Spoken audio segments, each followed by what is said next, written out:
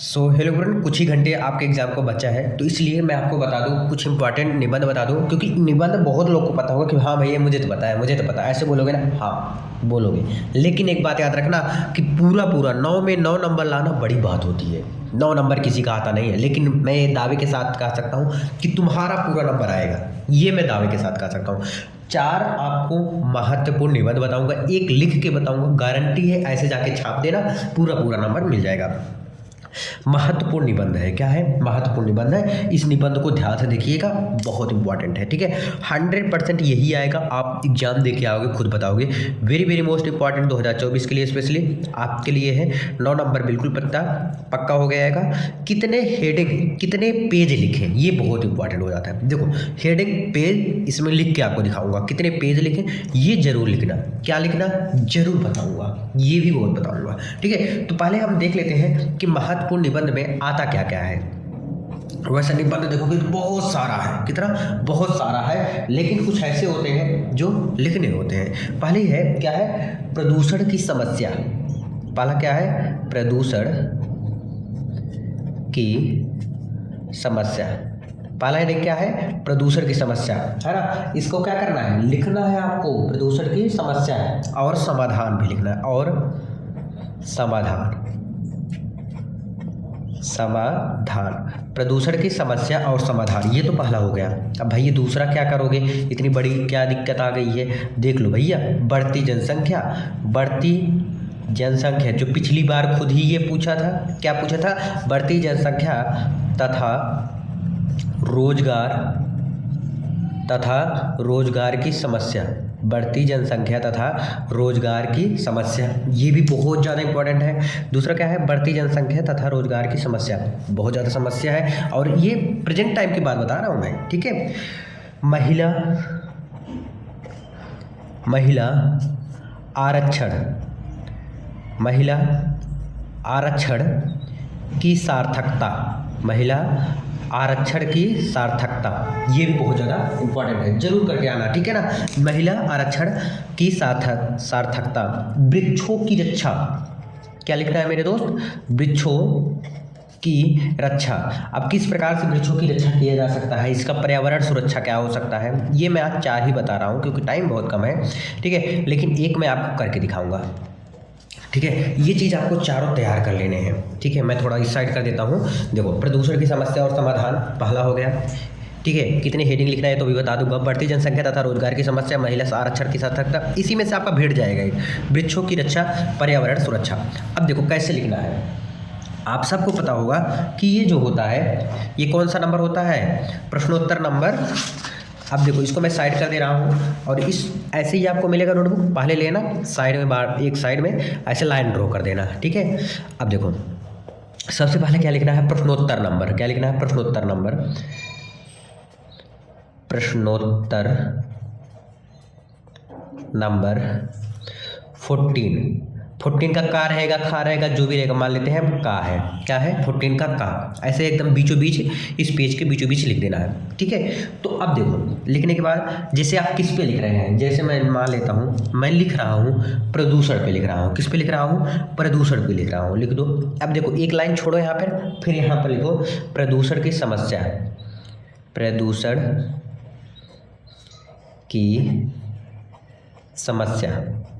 क्या लिख दिए? प्रदूषण की समस्या, यहाँ लिख दिए।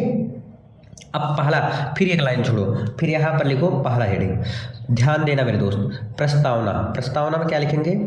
ये भाई प्रस्तावना क्यों लिखते हैं, क्या लिखते हैं, इसमें क्या लिखते हैं? देखो प्रस्तावना मतलब होता है ये जो प्रदूषण है, ये आज के समय में कैसे क्या फैल रहा है, ये प्रस्तावना में आ जाता है। क्या हो रहा है, प्रदूषण है क्या चीज़, इसके बारे में लिखा जाता है प्रस्तावना में। ये हर एक निबंध में, एक निबंध की बात नहीं कर रहा, हर एक निबंध में प्रस्तावना जरूर आना चाहिए, ये नोट डाउन कर लो आप। हर एक निबंध में प्रस्तावना जरूर आना चाहिए, बिना प्रस्तावना के कोई काम नहीं हो सकता। तो प्रस्तावना पहला हेडिंग होना चाहिए। प्रस्तावना में हम लिखेंगे क्या? लिखेंगे क्या? आज के मानव, और जेल पेन का तो बिल्कुल यूज नहीं करना है ना। मानव समस्या, आज के मानव समस्या, औद्योगिकरण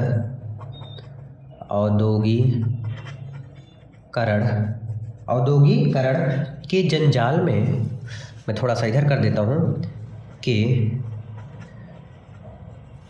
दिख रहा है ना, जंजाल, जंजाल लिखना है, ऐसे लिखना है, जंजाल में फंसकर। ज़्यादा से ज़्यादा हेडिंग लिखना है आपको, ये कम लिखना है, ऐसा नहीं कि पूरा यही जाके भरे हो, नहीं। स्वयं भी मशीन का एक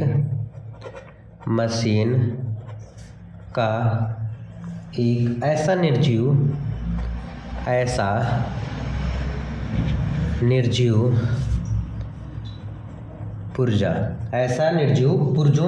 पुर्जा बनकर क्या हो गया, बनकर रह गया। आज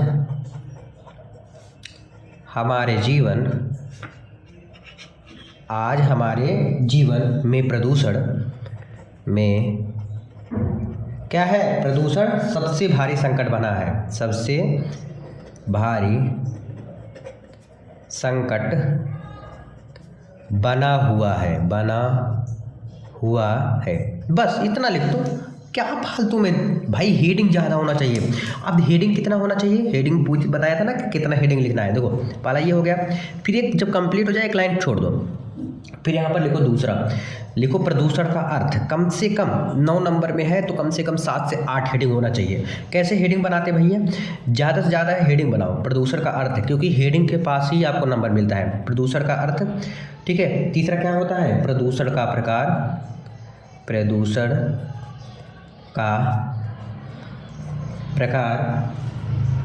अब प्रदूषण के प्रकार में जैसे ध्वनि प्रदूषण हो गया, आपको पता है ध्वनि। अब ये मैं जो लिख रहा हूँ ना, इसके नीचे कम से कम 4-4 लाइन लिखने हैं सबके। सॉरी दिखा नहीं, देख लो एक मिनट। इसके जो है 4-4 लाइन लिखने हैं। मैं लिख रहा हूँ इसलिए क्योंकि मैं हेडिंग बता रहा हूँ, इससे हेडिंग बनाया जाता है, ये बता रहा हूँ। ध्वनि प्रदूषण, वायु प्रदूषण, बहुत प्रदूषण है यार, कितने प्रदूषण मैं बताऊं, ऐसे सब के हेडिंग बन जाते हैं। जल प्रदूषण, तो मेरा कहने का मतलब ये है हेडिंग ज़्यादा बना लो। हेडिंग अगर रासायनिक प्रदूषण जो भी है लिख दो, ऐसे बहुत होते हैं तो छोड़ो, अभी ज़्यादा मत लिखो। रासायनिक प्रदूषण, देखो ध्यान से, हेडिंग के पास एग्जामिनर जो होते हैं नंबर देते हैं, तो हेडिंग जरूर होना चाहिए, ठीक है। ये प्रदूषण का प्रकार हो गया। अब प्रदूषण की समस्या क्या है, ब्लैक पेन से मैं इसी में कंप्लीट करने वाला हूँ। प्रदूषण की समस्या, अब सिर्फ हेडिंग लिख के मत छोड़ देना, इसके अंदर 3-3 4-4 लाइन लिखना है। प्रदूषण की समस्या कितना है, पेज लिखना है, कम से कम 3 पेज तो लिखना ही है ना। प्रदूषण की समस्या, अब जब आपके पास टाइम बचेगा तो लास्ट में इसको करोगे, तो लास्ट में करते जाना। प्रदूषण की हानियाँ